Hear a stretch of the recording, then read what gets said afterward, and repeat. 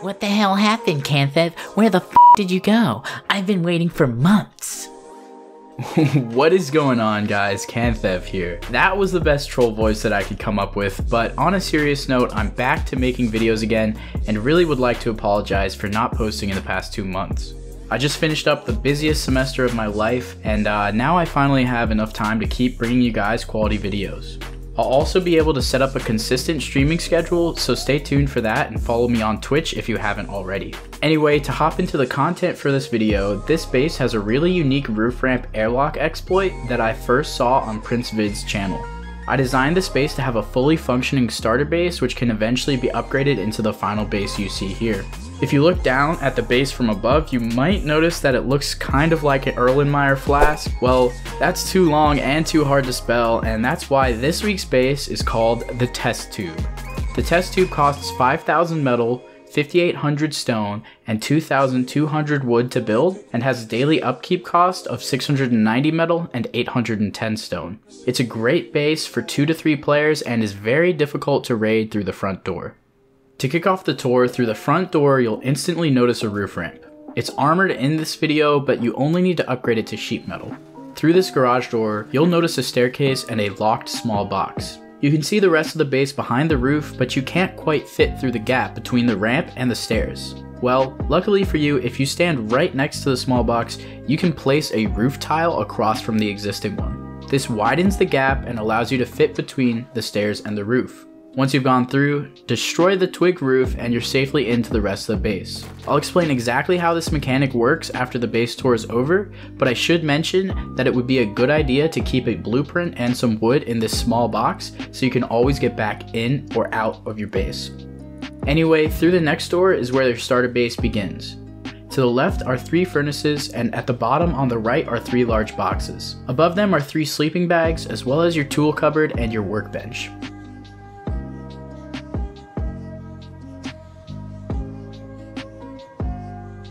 Hopping onto this ledge, you'll notice another door which gets you to your second floor.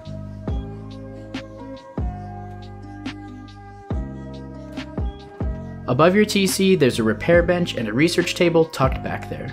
You probably shouldn't keep your scrap in the research table because the top sticks through the ceiling, but if you design your roof like how I have mine, that won't be a problem. Anyway, behind this garage door is your main loot room. It has 11 large boxes in it and can definitely store everything you'll need.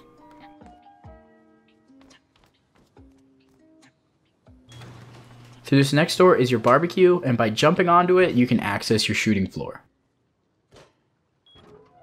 On this floor, there's an assortment of shop fronts, windows, and doors which allow you to view, shoot, and escape from your enemies. You can jump off your base using the doors on your roof, but I only recommend doing this on the door that's facing the front of your base because you won't take any damage and you can shut the door behind yourself. There's 3 more furnaces on the shooting floor in case you need more smelting power. And like I said earlier, I use this door to get out of the test tube quickly. Just make sure to shut the door behind yourself. Anyway, that pretty much wraps up the tour for the base. Now let's take a look at how this exploit works. To take a look at how this mechanic works, I built this little section which can hopefully give you a better view. Basically what happens is that when nothing's next to a roof ramp, a decorative overhang is created by the ramp. This overhang is a little different for each material, but it basically extends the ramp out a little bit, and when combined with a staircase, it blocks you from proceeding. But by building a ramp across from the existing ramp, this overhang is removed. That allows you to pass through the gap. It might be easier to see once I destroy the temporary ramp. You can notice how the roof used to line up with the end of the wall, but now it's been extended a foot or so. This is what makes the base super secure because it blocks those who don't have building privilege from being able to enter, and if you upgrade your staircase and the roof ramp, you can make this damn near impossible to raid. I tried this exploit with wood, stone, sheet metal, and armored roof ramps, and it works with all materials except wood, so definitely make sure to at least be using stone roofs to take advantage of this exploit. Anyway, with that out of the way, let's hop into the build. We're going to be building a starter base that you can use at the beginning of a wipe, and once you have enough materials and resources, you'll be able to expand into the full base you just saw. To get started, place 2 triangle foundations and a square foundation off of one of the sides. Place a door frame on the outer edge of the middle foundation, then place a half-height walls around the square foundation and add a floor on top. Add 2 full-height walls on the outer edge of the third foundation and add your door and code lock.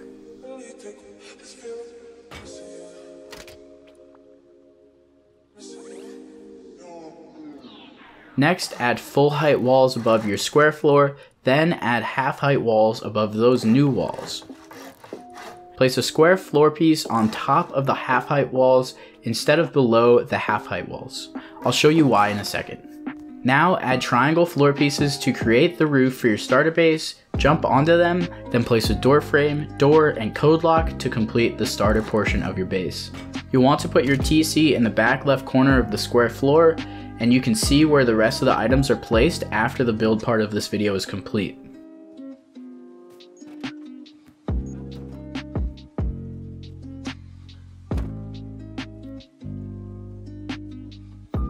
To continue with the build, add a triangle foundation, 2 square foundations, and a final triangle foundation to complete the footprint of the base. Surround the foundations with walls and add a door frame to the airlock of your base with a door and code lock.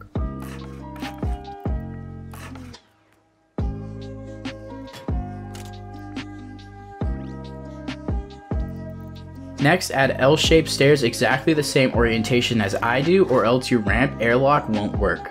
Then, add square and triangle floor panels to complete the ceiling of your first floor.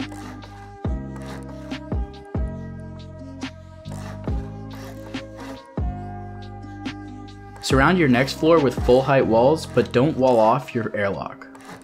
Add an internal wall to create your loot room and place a wall frame next to it.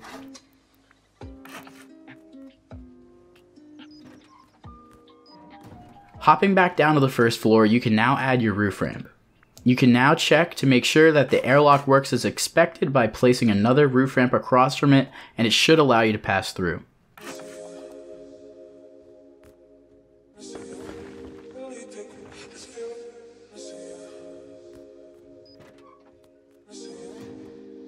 Heading back upstairs, place a door frame, then place a barbecue behind it. This is how you'll get up to your third floor.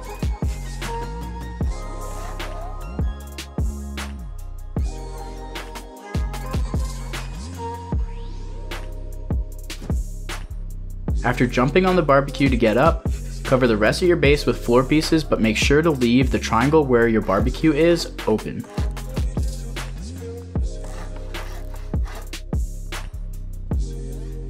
The design for the roof is up to you, but if you're interested in seeing how I did it, just follow along with what I'm doing on screen. Just note that your research table will be poking up above your floor, so you might want to secure that area or just don't put any scrap in it.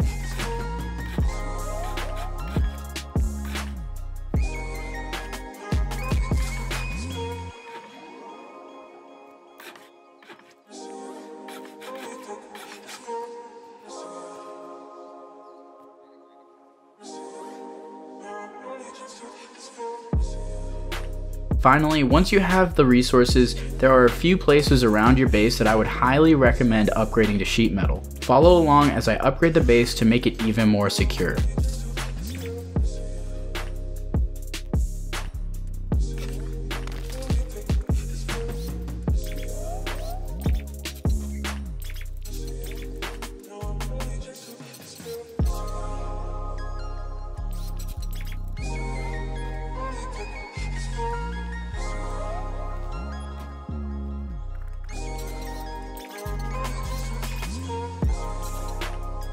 But anyway, that pretty much wraps up the build for this video. All that's left is to place down the items. As always, I'm going to play this at 2x speed.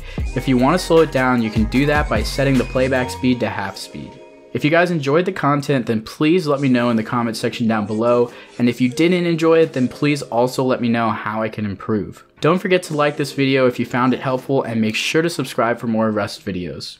Until next time, peace.